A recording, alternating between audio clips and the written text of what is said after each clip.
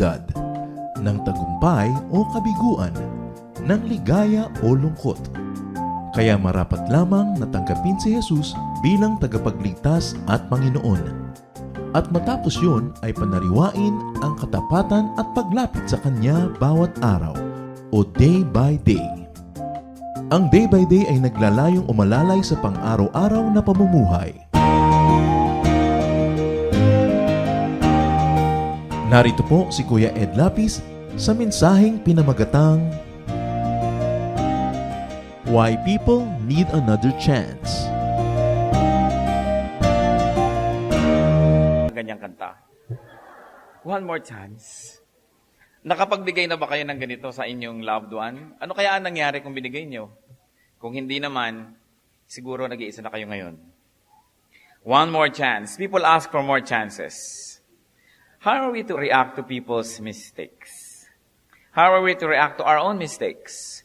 Bilang mga Kristiyano, as we grow in the Lord, ang pag-aaral po natin ngayon, why people need another chance. Heavenly Father, we thank you that you are a God of many, many chances. Tinutulungan nyo kami, tinuturuan, ibinabangon, napakabuti nyo.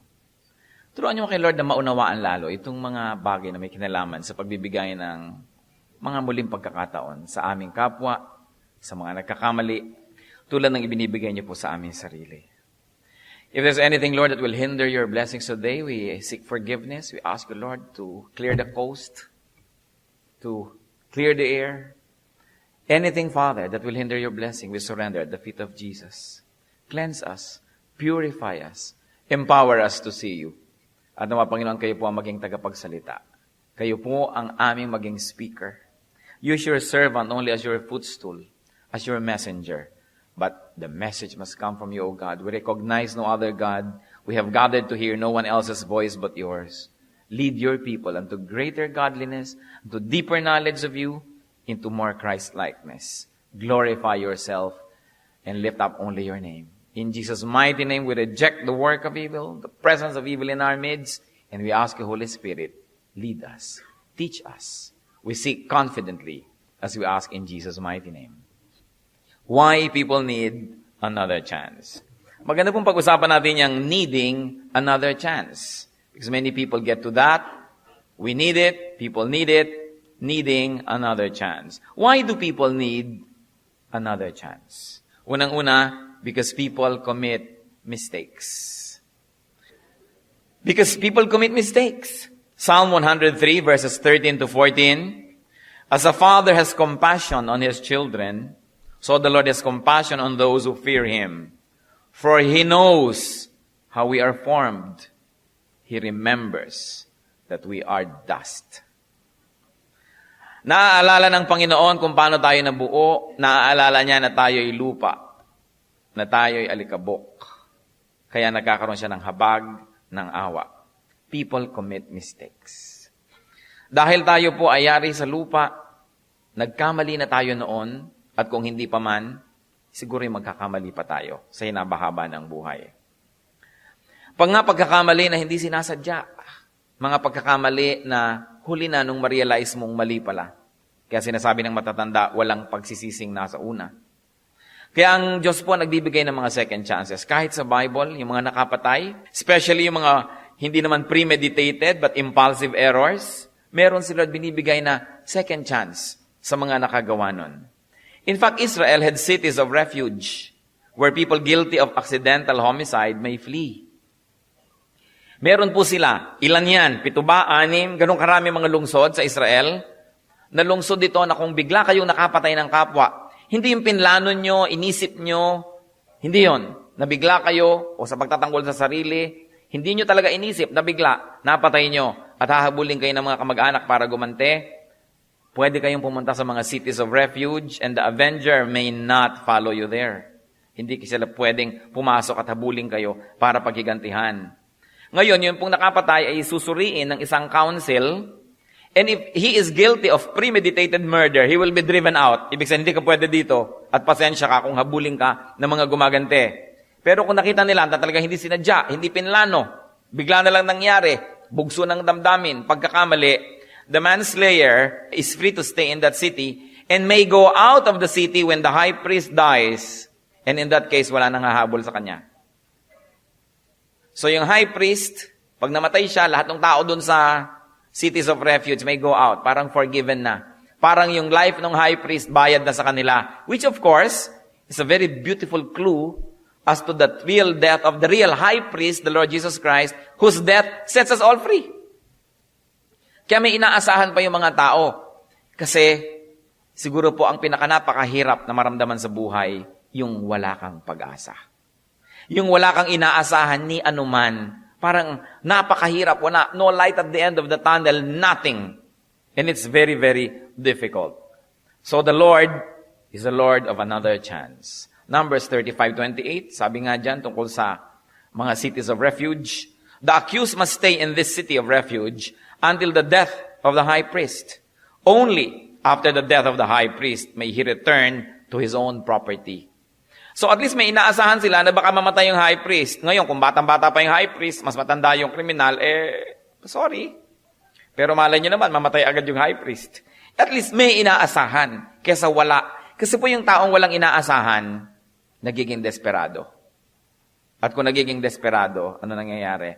Lalong naninira sa sarili at sa kapwa. Parang kalaban. Pag meron kayong kalaban at nasukol nyo, wala nang maaasahang paraan para makatakas, lalaban na yan to the death. Kaya ang mahusay daw ng mga mandirigma, ang mahusay ng mga nanglalaban, laging binibigyan nyo ng kalaban nyo ng point of exit. Para kung nasusukol nyo, may aasahan pa siyang pwedeng tumakas, hindi kayo lalabanan to the death, tatakas na lang, kasi may hope pa eh. But what do you do to a person who doesn't have any more hope? A person who thinks that he has nothing more to lose. What will you do with that person? Wala na yung kinakatakutan ni ang tendency maging very, very destructive. So the Lord, out of His mercies, not only to the one who has committed the mistake, but to everybody else. Kasi yung nakakommit ng mistake, kung wala ng hope, magdadamay pa ng iba yan. So nagbibigay si Lord ng second chance. Why else do people need another chance? Because many people really learn only after committing a mistake. Because many people really learn only after being afflicted. Pagka lamang nahirapan na, nasaktan na, doon lang natututo. Kaya napakaraming payo ng magulang ang nasasayang. Kasi yung pinapayuhan, bata pa, di pa nasasaktan, di pa nadadala, di pa napapaso, hindi pa nakikinig. Pero oras at nasaktan na, nahirapan na, sasabihin, tama pala si nanay, tama pala si tatay. Kaya lang, nalaman ko hindi dahil nakinig ako sa kanila, kundi dahil hindi ako nakinig. At heto ngayon, nasalanta ako, nawasak ako, nasaktan ako, sugatan, now I'm better. So why do people need second chances? Because many people will not learn until they have already committed the mistake. Sabi sa Psalm 119, verse 67, before I was afflicted, I went astray. But now, I obey your word. Bago ako nasaktan, ako'y naliligaw ng landas, pero ngayong nasaktan na ako, sabi niya, masunurin na po ako. Kasi nasaktan na eh. Alam niyo po ang panalangin ng bawat magulang, bawat matanda. Pakinggan sila ng mga bata at huwag nang i-experience yung pagkakamali para lang matuto. Pero bakit ganon? Kailangang maranasan pa yung pagkakamali para maging marunong. Those who have done wrong can now be wiser. Those who have done wrong can now be more valuable. Ano po ang gagawin niyo sa isang taong nagkamali na, therefore natuto na? Di ba mas mataas na yung credential niya kaysa dati? Sino ba ang mas mahalaga? Halimbawa, sa isang opisina, sa isang organisasyon. Sino yung mas mahalaga ngayon na empleyado? Yung nagkamali na at natuto o yung di pa nagkakamali? Therefore, pwede magkamali pa dahil hindi pa natututo. Kung hindi nyo bibigyan ng second chance, ano lang yun ang mangyayari sa nagkamali? Tatanggalin nyo. Kukuha uli kayo ng bagong wala pang karanasan. Magkakamali yun. Pag kinakamali, tatanggalin nyo uli. Kukuha na naman kayo ng bago. Hindi na kayo tumigil ng pagbabayad sa mga mali nila. Kaya meron daw isang very high-ranking executive, ang laki ng mistake na nagawa niya sa decision. Sobra ang nalugi sa kumpanya, nag-resign. Nung inaabot niya yung letter of resignation sa presidente, sabi niya, ba't ka nagre-resign? Kasi ang laki ho ng nalugi sa kumpanya dahil sa mali ko. Sabi naman ng presidente, kukahuli ako ng bago para magkamali uli. Ngayong alam mo na yan, nagkamali ka na, magstay ka dito. Malaki ibinayad natin, pero at least hindi mo na siguro ulitin. Kesa kukuha na naman ako ng bago, magkakamali paulit-ulit na lang yan. That's why people need second chances. Because usually, people become better after a mistake. Nakita niyo yung mga asawang na humaling sa iba, kung saan nagsuot, nagkasakit-sakit, nung umuwi sa inyo, halos butot balat, mas appreciated na kayo ngayon. Kung hindi niyo bibigyan ng second chance yan, di hindi na niya ma-apply yung karunungan niya. Yun naman depende sa usapan niyo, bahala kayo. No? Pero, isipin natin. Ano pa bang isang dahilan why people need another chance? Because people can repent. People can change. Because people can improve. Because by God's help, and through God's help, no one is hopeless. Ang mga tao ay pwedeng magbago. Ang mga tao ay pwedeng umasenso. Mark 16:9, ano pong nangyari kay Maria Magdalena? When Jesus rose early on the first day of the week, He appeared first to Mary Magdalene, out of whom He had driven, how many, church? 7 demons. 7 impacto pala ang pinalayas ng Diyos kay Maria Magdalena. So, kung nagkamali-mali man siya dahil may mga nakatirang demonyo sa kanya, ngayong pinalayas na, tsaka nyo pa siya ngayon aalisin sa buhay nyo, ngayong mabuti na siya, ngayong tama na, na-correct na. Mary Magdalene was changed. So can everybody be? Kaya pala ang hirap pabutihin tong taong to, may nakatirang impacto. Isipin nyo kay Maria Magdalena, 7 ang pinaalis. O nagbibilang kayo ngayon kung ilan nakatira sa katabi nyo?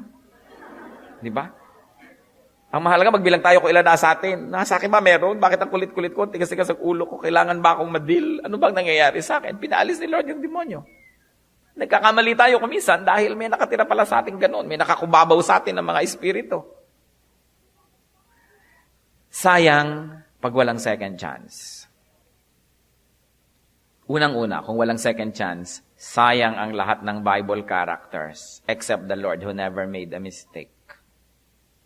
Sayang si Moses.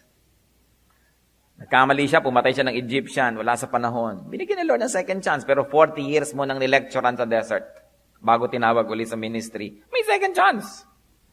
Sayang naman itong si David, nagkamali. Ipinapatay niya si Uriah. May second chance. Sayang naman si Solomon. Sayang ang lahat ng tao sa Biblia. Sayang naman si Peter, itinatwa ang Diyos 3 times. Sayang lahat ng tao.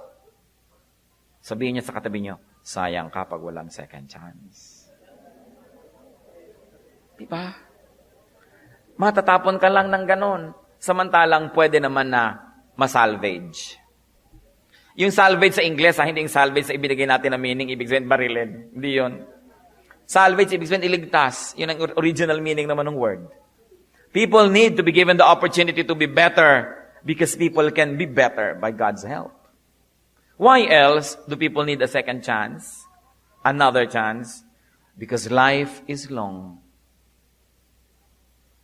Yung nagkamali, may buhay pa yan na ibubuhay. Yung napagkamalian, nagawa ng mali, buhay pa rin. Lugi naman kayo kung walang pagpapatawad. Halimbawa, nagkamali ang asawa nyo, hindi nyo pinatawad. Mabuti sana kung mamamatay na kayo ngayon at siya rin. Di tapos na. Mabubuhay pa kayo ng 30, 40 years. Mabubuhay pa siya ng 25, 30 years. At sa lagay, yung natitirang buhay nyo, wala na kayong gagawin kundi mabuhay sa anino ng nanggaring pagkakamali. Sisihan na lang lagi. Mag-aaway na lang kayo. Hindi na kayo babalik sa normal. Sayang ang mga buhay nyo. Kaya napakahalaga nung nagpapatawad, humihingi ng tawad, at napapatawad. Kasi, nalilimitahan natin yung damage. Damage control. Sasabihin natin, ay, nasunog na ng kapraso ang palda mo, itapon na. Hindi, di kupitin natin, gawin nating kung ano, bandana. Pwede pa. Huwag itapon buo. Kasi kung dahil sa ating pagkakamali, itatapon tayong buo, walang matitirang di itinatapon. Di ba kung minsan may mangga, may kaprasong bulok na part, tanggalin. Meron pang makakain kang kapraso na tira, hindi itatapon mo ng lahat. Parehong lugi pag walang forgiveness. Parehong lugi pag walang second chance. Meron po tayong mga kilala, mga mag-asawa, nagkamali yung isa. Di na pinatawad doon sa loob. Pero pinatawad sa labas kasi nakakauwi rin, magkasama rin, kumakain together, isang bahay. Pero di na bumalik ang samahan, ang lamig-lamig na, torture na pagkakasama mo, hindi enjoy. Why torture your life? Kung may natitira pa kayong mga panahon sa buhay, there has got to be another chance. Kung hindi kayo marunong magpatawad, hindi nyo nabinigyan siya ng chance na makabawi, kawawa naman siya. Pero kawawa rin kayo. Lalo kayo nagkamali na ayaw niyong bigyan ng chance, mahal niyo sa buhay. Hindi niyo nun pwedeng iwagwag forever. Nandyan din. Magsasama rin lang kayo. Gandahan na. Magpapatawaran na rin lang. Ganap na. Para yung buhay magkaroon ng maximum happiness. Mahirap yung magkasama tapos hindi masaya. Proverbs 15:17. Better a meal of vegetables where there is love than a fattened calf with hatred. Wala nga namang kwenta yung masarap na mga pagkain, mga maririwasang pamumuhay, tapos hindi masaya ang samahan. At usually, hindi nagiging masaya because you don't give another chance. Why else do people need another chance? Because we live only once here on earth. There is no second earthly life. You only have second chances. Hebrews 9:27, man is destined to die once. So we live only once on earth. Whatever love we can give it now dahil wala nang ibang chance. Yung sasabihin yung I love you, sabihin nyo na. Yung ipapatawad nyo na. Yung iaabot yung kape, iabot nyo na. Yung ibibigay nyong pera, ibigay nyo na. Hindi kung kailan namatay-matay na, iiyak-iyak kayo dun sa puntod. Naku, bibigyan ko pa naman ng nanay ko ng damit. Namatay na. Bibigyan ko pa naman siya ng ganito. Ipapasyal ko pa naman sana. You know, intentions are nothing. One good act is better than 1,000 good intentions. So kung gusto niyong mahalin niya ang tao, mahalin. Give your love now. Receive love now. Because We may never love like this again. Baka wala ng chance, namatay na. Lumubog na ang barko, nasunog na yung building, nagka-heart attack na, iiyak-iyak ka. There's nothing more vain or bitter than a person possessed by regrets for not having loved enough and now there's no more chance. Kaya marami po mga anak, sobrang makahagulgol sa puntod ng mga magulang. Paano? Mula nung nag-asawa, nilimot na yung magulang. Sige, papasyalan ko rin si nanay. Oo, ibibili ko rin siya. Pero nung namatay na, tsaka ka lang dumating. Kaya marami po, nakakauwi lang pag may burol. Yan ang hirap kuminsan ng nag-abroad. Ang uwi mo, burol. Ngayon, pag umuwi ka at hindi pa natuloy mamatay, mag-uusap kayo, uy, pag namatay, hindi na ako uuwi. Ang pamasahe ang mahal eh. Dahil ang lapit-lapit na siguro kailangan ko nang bumalik. Ang hirap. Ang dami mo pa daw anak, wala ka rin mabilang pag naghihingalu ka. Kaya dapat alam nyo, pag may chance magmahal, magmahal na. Yung mga anak nyo ngayon, habang nasa poder nyo, mahalin nyo na. Baka pag nag-asawa, magpunta na yan sa Spratly Island, di na kayo balikan. We may never love like this again. You don't hold tomorrow. Hindi nyo pwedeng ipangako, bukas mamahalin kita. Buhay pa ba kayo bukas? O buhay pa ba siya? You don't know. That's why whatever love you can give it now. Baka meron sa inyo gusto na tuloy lumipad ngayon, umuwi na agad sa probinsya, puntahan niyo yung mahal sa buhay. Dahil you may never love again. You don't know. You cannot boast about tomorrow because you do not know what tomorrow may bring forth. Ano pa? Ang pwede nating pag-aralan about second chances. About giving people another chance. We should give people another chance. Why give people another chance? Why forgive? Because God says so. Sabi ng Diyos. Yung pa lang, dapat ka na mag-forgive. Dapat ka na magbigay ng second chance. Matthew 18:21-22.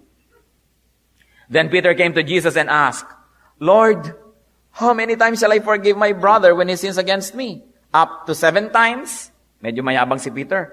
Kasi sa tradition ng Israel, you forgive 3 times. Bida ka na nun. So, times 2 niya, naging 6, plus 1 pa 7. Pero sabi ni Lord, Jesus answered, I tell you, not 7 times, but 77 times. You know, the 7 here, symbolic of perfection, meaning walang hanggan, walang katapusan, walang patakarang pagpapatawad.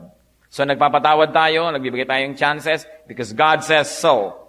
Also, because you too need forgiveness. Because you too need another chance. Don't burn the bridge over which you too must pass. Matthew 6:14-15. For if you forgive men when they sin against you, your heavenly Father will also forgive you. But if you do not forgive men their sins, your Father will not forgive your sins. So if you don't give people second chances, God will not give you second chances. Sige, you may not forgive, only be perfect.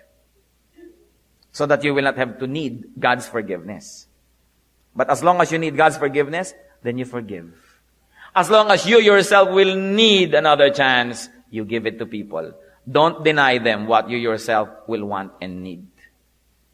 Napakahalaga. Why else do we forgive and give people another chance?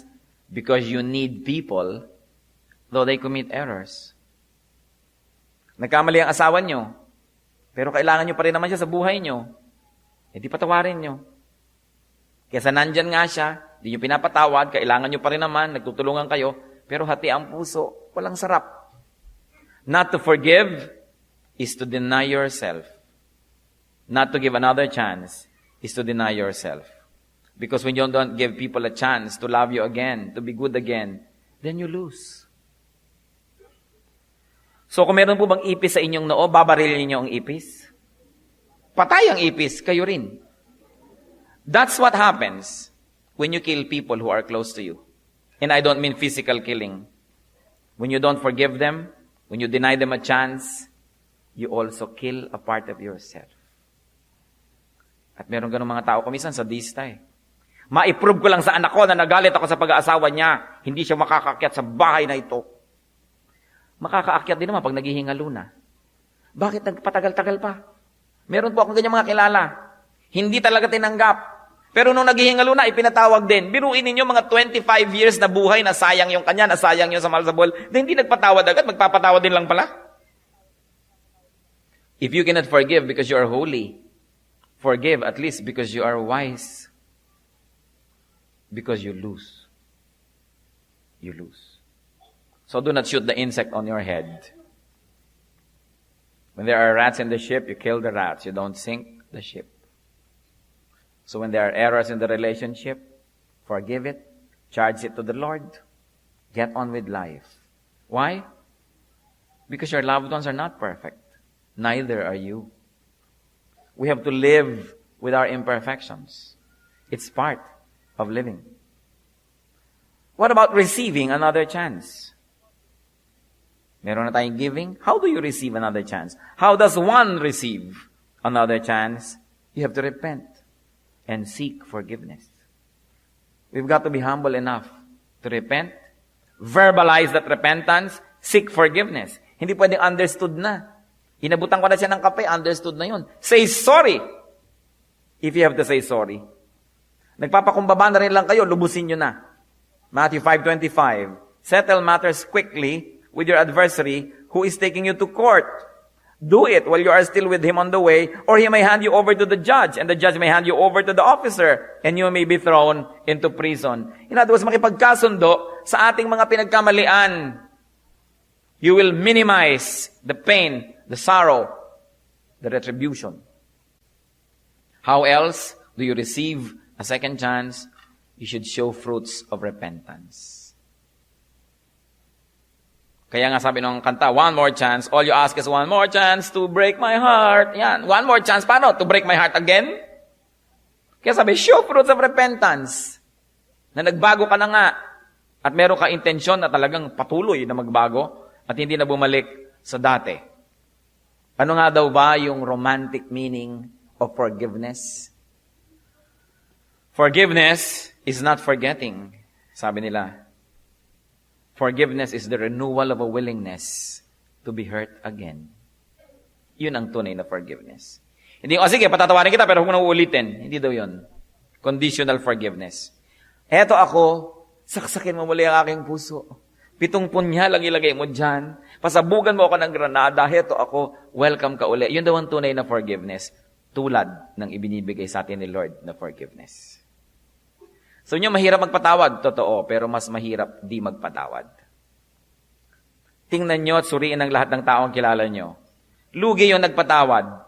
Nasasabihan pa ng sari-sari mga bansag. Pero suriin nyo lahat ng kilala nyo. Yung hindi nagpatawad, di ba mas lugi? Yung mga mag-asawang naghiwalay na forever dahil sa isang pagkakamali, di ba they ended up mas lugi? Kaya sabi, ano ka ba? May sira ka ba? Patawad ka ng patawad, balik ng balik yung asawa mo. Pero mas masaya naman siya. Kaya sa paninindigan na ayaw na. Except for very, very few cases. It's true. But if you would like to receive forgiveness, you've got to show fruits of repentance. Pati nga yung mga gusto magpabaptize, hinahanapan nun eh. Sabi sa Matthew 3:8, produce fruit in keeping with repentance. And then of course, how do you receive a second chance?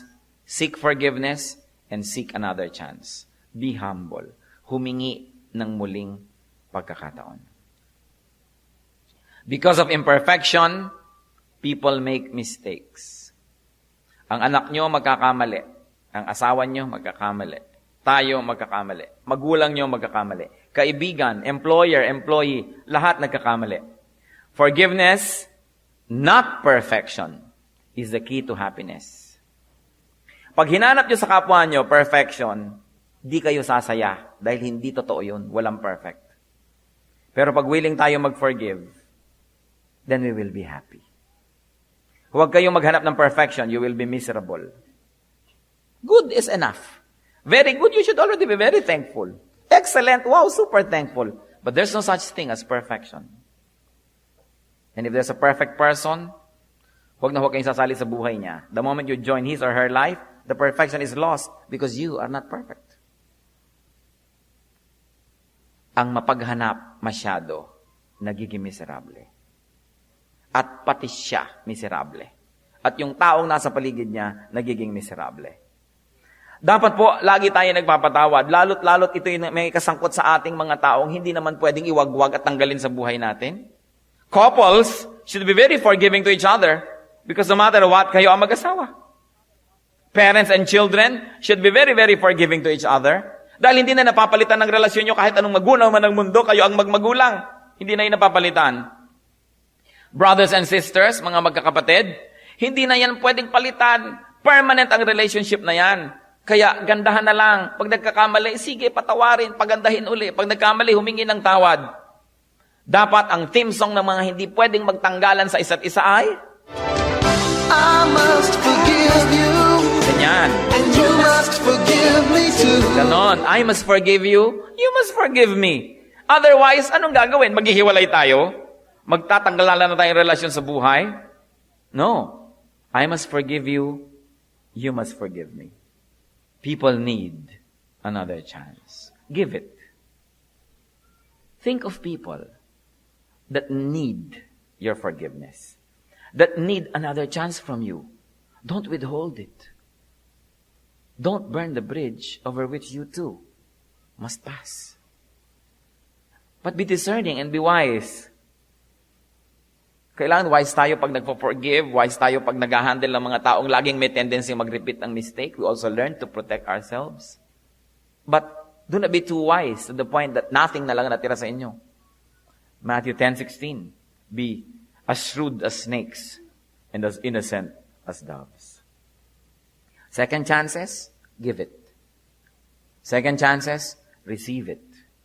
God is the God of second chances, and third chances, and infinite chances. Ano pong sabi ng sumulat ng Psalm, sa Psalm 32, verse 5, then I acknowledged my sin to you, and did not cover up my iniquity. I said, I will confess my transgressions to the Lord, and you forgave the guilt of my sin. So merong forgiveness. Psalm 65:3, when we were overwhelmed by sins, you forgave our transgressions. Nakita niyo po yung mechanics ng forgiveness. God is perfect. To have fellowship with God, man must be perfect. But man committed a mistake. He's not perfect anymore and cannot be perfect again. So what did God do? He paid for the sins of man. He gave His own blood and His own forgiveness so that through His grace, man is made legally perfect again. Kasi otherwise, maghihiwalay na tayo ng Diyos forever. Ganon tayo kamahal ng Diyos. Gumawa siya ng paraan na magkabalikan, sukdo lang siya ang magbayad, magkabalikan lang. So paano tayo ngayon mag-aalis ng chance sa ating kapwa na magkabalikan? Samantalang usually, hindi naman tayo yung nagbabayad, nagpapatawad lang tayo. God showed us the way. May forgiveness because the only other alternative is separation forever. And you may not want that. Especially sa inyong asawa, sa inyong anak, kapatid, magulang, kaibigan. We've got to give people many, many chances. So, I must forgive you. isipin yung mga loved ones You nyo. must forgive me too. At pag ginawa natin yan, syempre maghahawak kayo ng kamay, tumataas ang buwan, may mga bitu-bituin, at kakanta tayo ng... Together again. Yan! Di ba? Ang saya. Lalo sa mga mag-asawa. Lalong-lalo sa mga mag-asawa. Remember, your only other choice, separation forever. Seriously, you should give people another chance. Kaya manugang nyo yan, na nainis kayo, nagkamali sa anak nyo. Usually, mga biyanan, ayaw magpatawad. No? O yung mga manugang, ayaw magpatawad niya sa biyanan. Kaya kumisan, buong buhay na lang sila, may samaan ng loob. Mabubuhay din lang kayo, magkikita din lang kayo sa mga reunion. Ba't hindi nila kayo mabuhay ng masaya? Gumawa ng paraan para mas sumaya-saya. Church, I'd like you to bow your heads before the Lord and think about these things. Kayo po ba, may nangangailangan ng another chance? Give it generously as we receive from God the same chances. Kayo, kailangan niyo po ba ng another chance from another person? Repent. Ask for forgiveness and show fruits of repentance. Huwag niyong paulit-ulitin na lang. Marami naman mga asawa, abusado, wala nang ginawa kundi humingi ng tawad, tapos mali uli, hingi ng tawad, mali uli. Ano kayo, nakikipagbiroan sa Diyos? God is not mocked. Whatever a man sows, he will reap. At sinasabi, if you remain stiff-necked for a long time, you will be destroyed beyond remedy. So tayo po'y manalangin silently. I'd like to ask you, meron ba kayong pinagkakaitan ng pagpapatawad, ng another chance? This is the time, the day, the hour, the minute to grant your forgiveness. God will be pleased. In fact, it is God's command. At kung kayo naman po ay umaabuso sa pagpapatawad sa inyo ng inyong kapwa, tigilan na ang pag-aabuso. Pahalagahan ang pagpapatawad nila, pahalagahan sila. And let us do what we should do and what we must do as responsible persons. As responsible spouses, children, parents, friends, whatever. Panginoon, salamat po sa pagpapaalala niyo sa amin. That because life is not perfect, then we should accept that there will be imperfections. And that part of that acceptance is accepting our loved ones for what they are, for who they are, and then helping them to become better and better. But first to begin by accepting them. Turuan niyo rin po kami, Lord, na ma-accept ang sarili namin. All the imperfections, the less than perfect qualities that we have. Teach us to have peace with ourselves and with you. And teach us to rely on you. Para, Lord, yung mga kulang namin, kayo po ang magpupuno tuwing na. We are praying for people who are here, hearing your words today, God. It's no accident that you want us to hear your word. It's because you want us to be happy. You want to restore our lives. So ang dalangin ko, Panginoon, sa bawat isa rito na nagkakait ng pagpapatawad at another chance sa kanyang kapwa-tao. Speak to everyone, O God.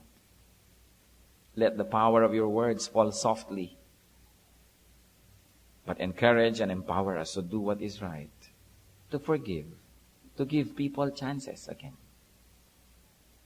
At sa mga nagkamali na, Lord, turuan niyo po kami na pahalagahan yung pagpapatawad nyo at pagpapatawad ng aming kapwa.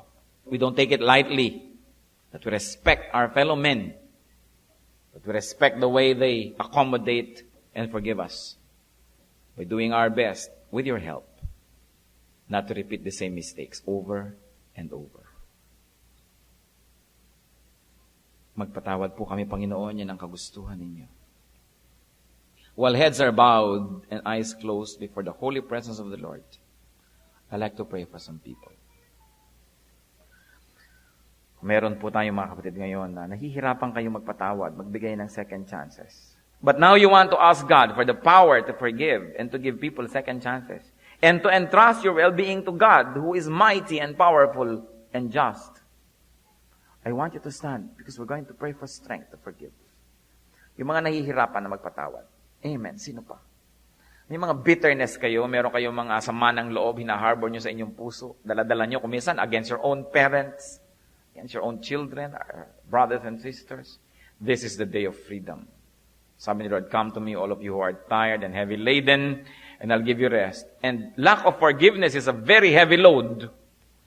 You cannot harm others without harming yourself first. Anger is like acid. It hurts its container more than the one for whom it is being stored. This day is a day of freedom. The Lord says, come to me, I'll give you rest. Mananalangin tayo and God answers prayers. God answers prayers. Ang mga sama nyo ng loob, mga galit ninyo, mga hindi nyo pinapatawad, kahit maliliit, sometimes maliliit na bagay nakaka-deceive, pero hindi mo pala pinapatawad, maliit na bagay, kaya matabang ka sa isang tao, wala kang gana sa kanya, you're not very angry, but there's still little anger there. And God wants it all surrendered at the feet of Jesus. Marami mga tao nahihirapan kasi hindi nagpapatawad. Salamat, Lord, sa pagkilos niyo sa presence ng mga taong ito, sa aming kalagitnaan. Napakabuti niyo. You want to set us free. You want to empower people to be like you, very forgiving. Because only those who forgive can be free. Be free from hatred, from anger. Be free from bitterness. Be free from the memory of a person who has hurt you. Be free to serve the Lord. Be free to be happy. We're going to pray. Sino pa po ang gustong tumayo? It's a beautiful sight before the Lord. That we rise and say, Lord, here I am. I cannot do it on my own. But you can help me. Pagtayo nyo pa lang, nire-recognize nyo na that you need the Lord will help you. Huwag kayong mahihiyang tatayo. It is the Lord who is our witness. Panginoon, masdan nyo at kalugdan nyo po itong mga tumatayo sa inyong harapan. It's a small gesture from sitting down to standing up. What can it do? But it means a lot. It means, Lord, that we recognize that we need you. That we cannot forgive without your empowerment. It also means, Lord, that we recognize that we have been wrong for not forgiving. And so as we recognize this, Lord, may you forgive each one. Ihingin niyo po ng tawad sa Panginoon ang hindi niyo pagpapatawad sa kapwa. I cannot do that for you. You have to do it yourself. At sa paglapit sa iyo, Panginoon, ng mga taong tumatayo, you promise, ask and it will be given you. So now, Lord, in behalf of these people, I'm asking you for power. Empower each one standing before you today to forgive. To let bygones be bygones. To give people chances. Even themselves, to give themselves chances. To be happy again. To be joyful again. To live life to the fullest. At nawa sa pagtayong ito, Panginoon, recognizing our need for you. Let your grace come down from heaven and fill the hearts of everybody. Hipuin niyo, Panginoon, ipagkaloob ang kakayahang umunawa, kakayahang magpatawad. As you stand before the Lord, brothers and sisters, receive power from the Holy Spirit to forgive. Receive power from the living God, from the very throne of our Lord, from the heart of Jesus into your heart. Receive the grace to be gracious, to be kind, to be forgiving. Father, we thank you. We thank you, we believe, Lord, that you honor our prayers. In Jesus' mighty name. Let's be seated but remain quiet in the presence of the Lord because I like to pray once more. This time for another group of people.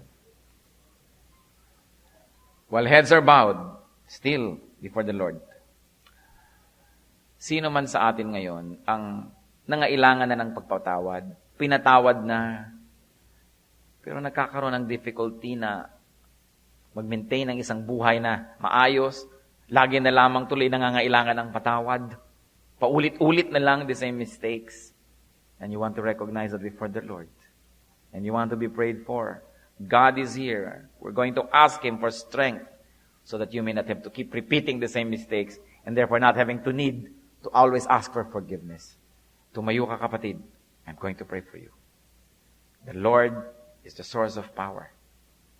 Who else would like to stand up? Lord, sawang-sawa na ako sa mga mistakes ko. Sawang-sawa na ako sa paghingi na lang ng tawad. I want a change in my life. I want power from you. Na maging maiba na yung buhay ko, hindi na lang laging sorry ng sorry, kundi talagang makapamuhay ng mayroong kaayusan, katiwasayan, kapayapaan.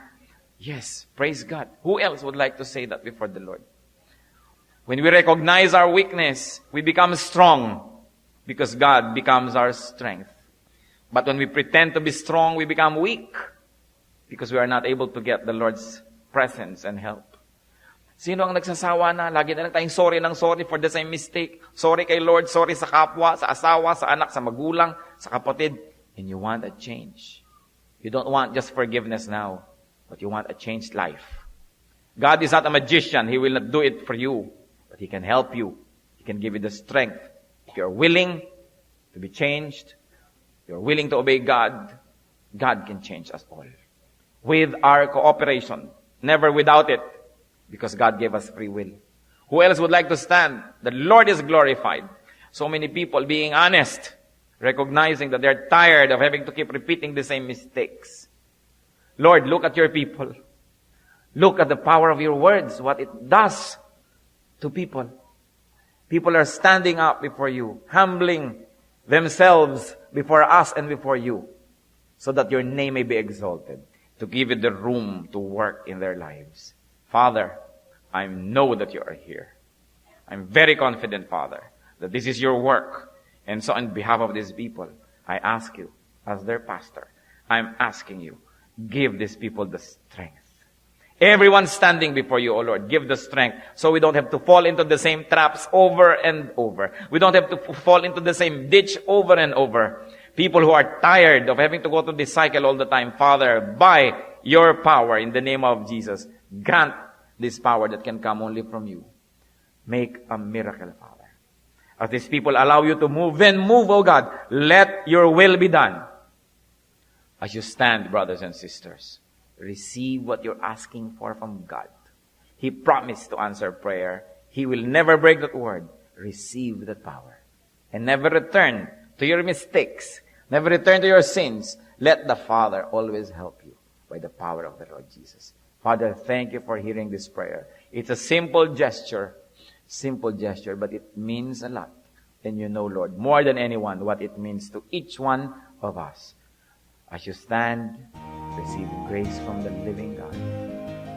Receive power to live victorious.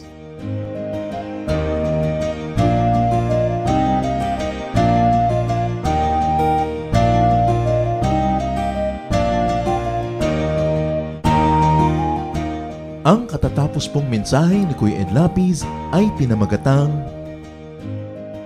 Why People Need Another Chance.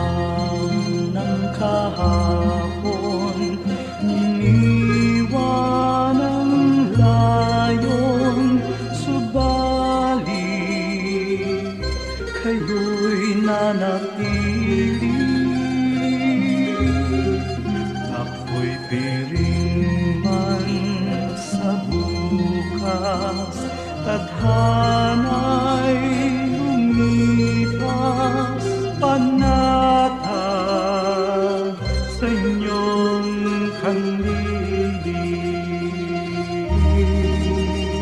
O Jesus, sa ulayaw,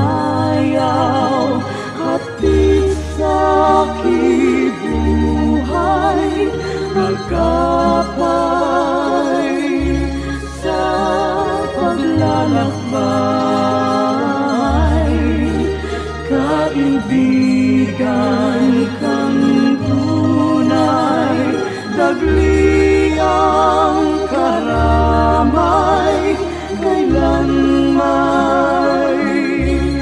di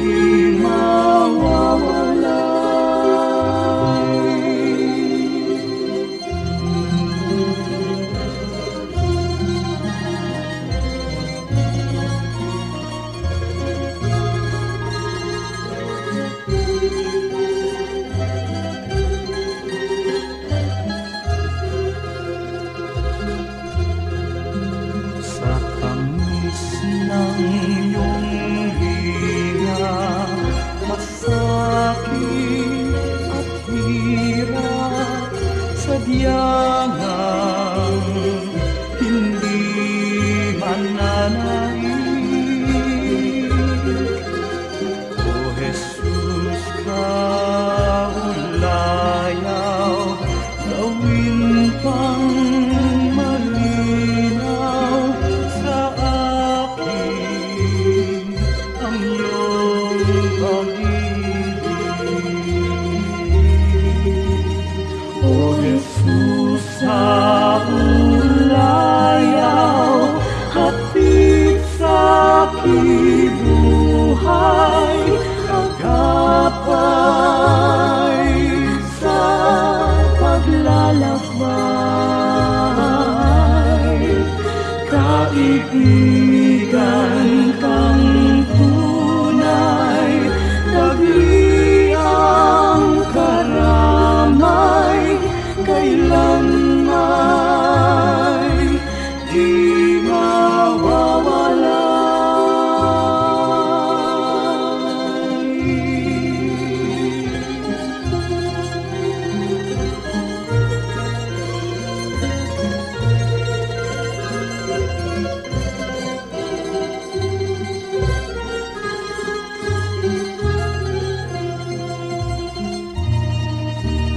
O Jesus, sa ulayaw, hatid sa kibuhay, sa tuwina'y lunas ka sa aking lumbay, sa pag-ibig niyong alay, nasa dalisay ang puso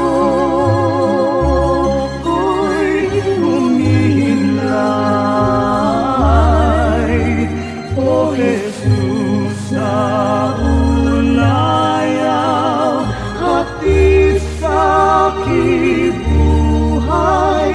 agapay